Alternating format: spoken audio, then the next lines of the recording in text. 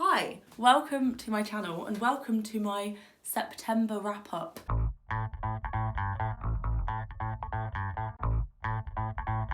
If you're new to this channel, you may not know, but I rarely do wrap-ups because near the end of the month I can barely remember what I've read at the beginning of the month. I could give you like a kind of plot summary, but all those initial feelings, like, they're not here anymore. So I find it really hard to give a kind of quick review of like my actual thoughts because it's like too muddled with everything else that's gone on in my life and the books I've read since then.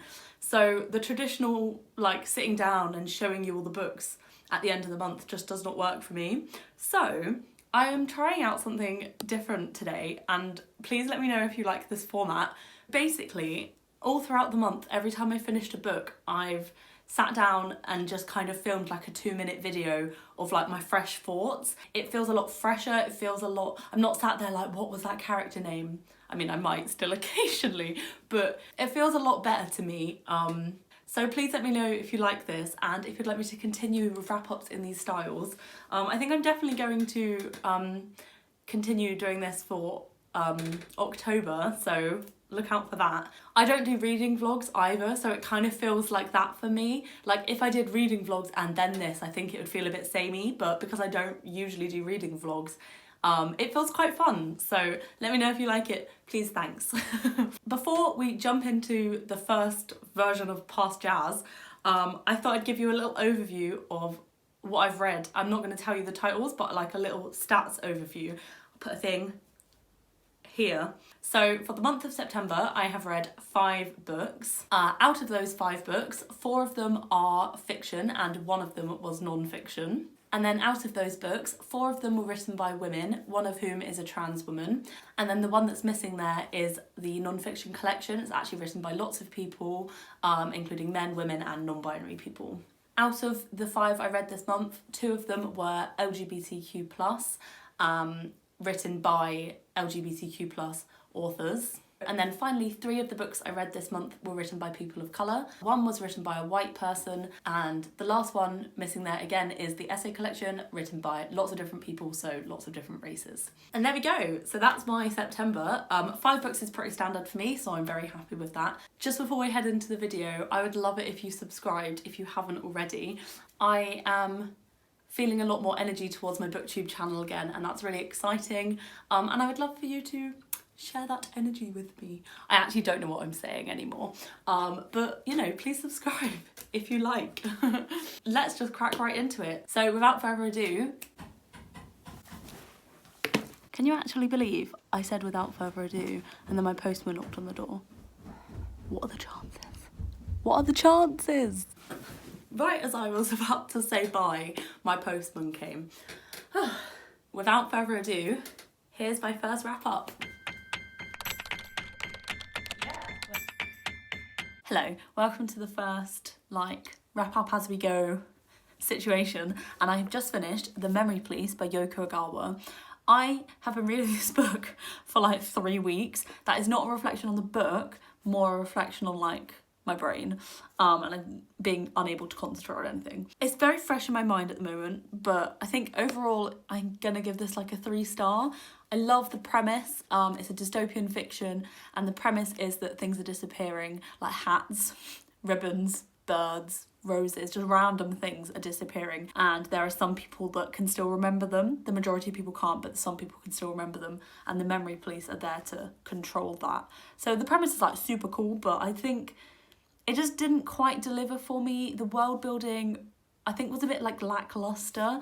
I just wanted a bit more grounding and like world building. I think it would have made the whole world feel a bit more real and a bit more like terrifying. I did enjoy it and I would recommend it, but it is weird. And the ending, not going to spoil it, but weird.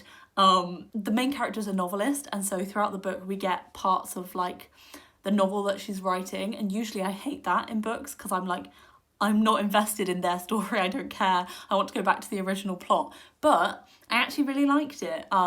Not at first, classic, but like I got used to it, and then I really ended up liking those parts a lot, which I really enjoyed. So take that review as you will. And on to the next book that I've read, which I don't know what it is yet. Hello, I'm currently at home for the week, hence why I'm filming outside of my mum's garden, because it's big enough that it's not anxious enough that the neighbours will see me doing this. So it's the 15th of September and I have literally just finished the Subtweet by Vivek Shraya. So Vivek Shraya is a trans Canadian woman. She's a musician and a writer. So I really liked this book. It was quite slow at the beginning and I found it a bit difficult to get into fully, and I couldn't quite connect with the characters. But when I had like a few hours of driving and I just listened to it the whole time, and it fully invested me, and I just powered my way through from there, and I really enjoyed it. It's a real exploration of professional jealousy, of social media, and how communication and lack of communication happens on social media. It explores intellectual property and like the ownership of ideas. It explores race and what it's like to be brown women in the music industry. And then the main focus of the book is on female friendships, but everything intersects within, and specifically Neela and Rukmini, who are two brown South-Asian Canadian women. And the whole book is set in Toronto in Canada. I think it managed to dive deep into so many different topics. Overall, I think I'm going to give this like a 3.5, but I'll probably round it up to 4 on Goodreads. I really liked it. As characters, I found Neela and Rukmini very complicated, which is great. It painted a really complicated picture of friendship and about how friendships can evolve and how friendship breakups can be so hard. Yeah, I would definitely recommend this one. The audiobook was super short, so I imagine it's a short novel. It was only like 5 and a bit hours, and it's on Scribds, so go read it. See you in the next one. Okay, hi, it is the 17th of September, just a few days since I last spoke to you. I'm still at my mum's and I just finished this morning The Midnight Swimming Club by Emma Green. I was kindly gifted this copy by Victoria from Author SOS, so thank you very much, Victoria. I have very complicated feelings about this book. So it's a middle grade story and it follows Patricia, who is dealing with a lot of family problems. She lives with her dad, but he is going through something, and she has a bad relationship with her mum, and she is struggling to cope with her family life, and she has a lot of responsibility for a 13-year-old in terms of like looking after the house. So that's the kind of overview that you go in with. So throughout the book it explores being working class, and it really delves into that. It explores fat phobia and bullying and fat shame and losing a friend, and there is also trigger warning for discussions of suicide. I'm very conflicted because I think, so windy, I'm sorry. Before we get into just a little discussion, I want to say I absolutely love the cover.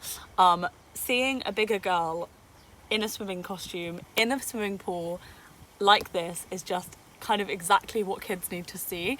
And so this, yes, I love it. I think all of the themes I was talking about earlier, the discussions surrounding them, I think were just a little bit on the nose. They could have been a bit more nuanced when they were being discussed. It felt a bit surface level, and especially when comparing it to other middle grades that I've read that like explore harder topics but do it a little bit more nuanced. Obviously you have to keep it accessible, and the writing will be simpler in a middle grade because of the language level, but I think the discussions could have just been a little bit more, you know? I hope you know what I'm trying to say. Saying that though, I did read it in 2 days, and I could have definitely read it in 1, I was just busy. I just think, I don't know what that was. Oh my god, something flew at me. Anyway, that is my thoughts on The Midnight Swimming Club. I really enjoyed the overall concept, but I think the execution could have been a little bit better. And I will probably give this one 3 stars. See you in the next one.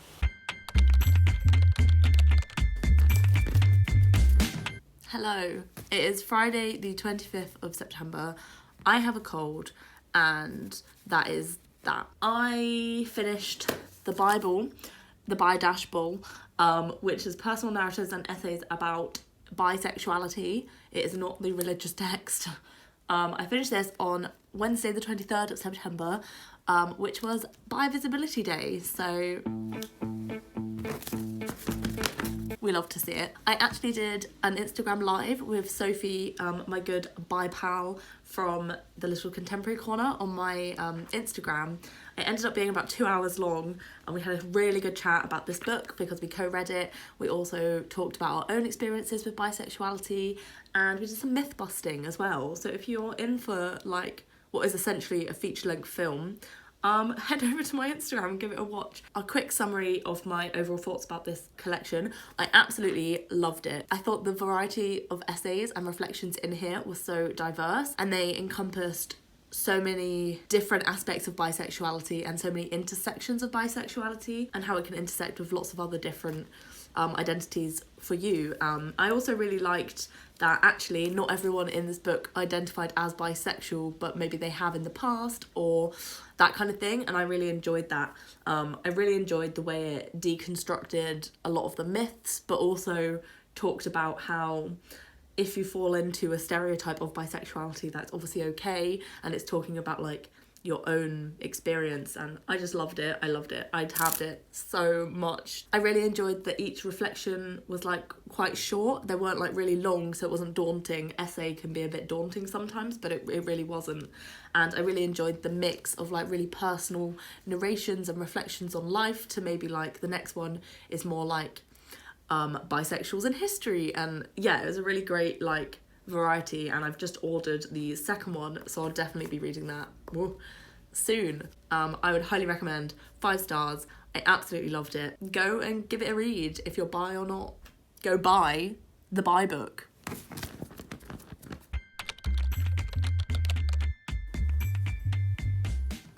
Hello, so today is Sunday the 27th of September, and yesterday, Saturday the 26th of September, I finished Allegedly by Tiffany D. Jackson. I was listening to it on audiobook and I drove up to Oxford and I finished it on the way up, and oh my god,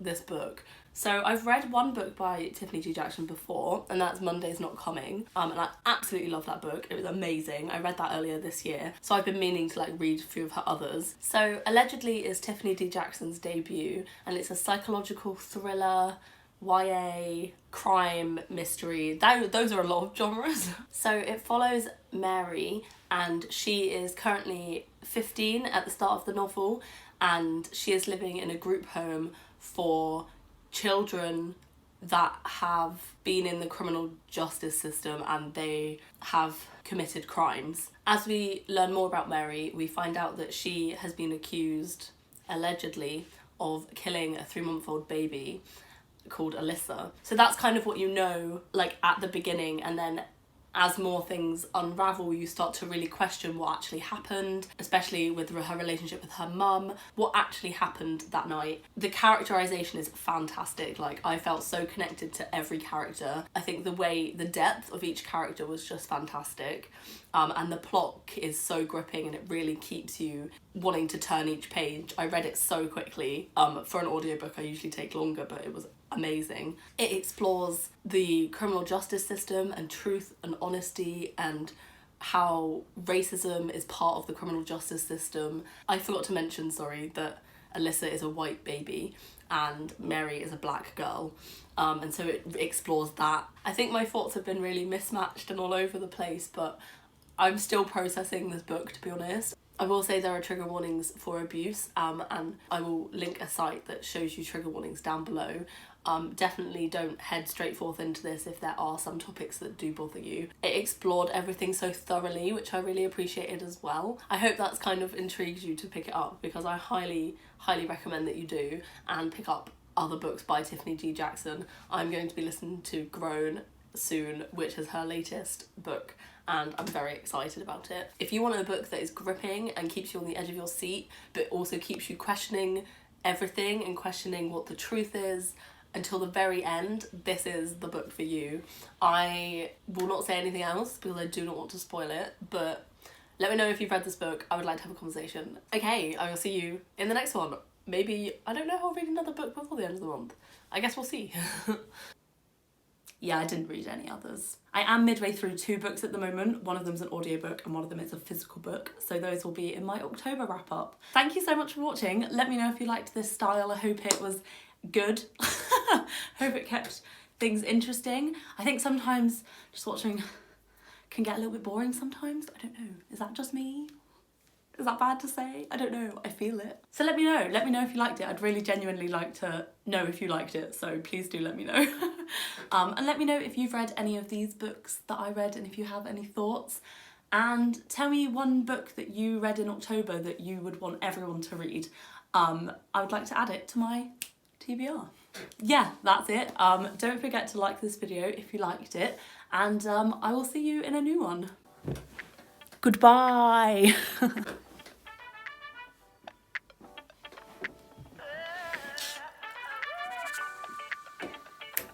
Books. Books. I'm getting so dizzy. Oh my god. I gotta go the other way.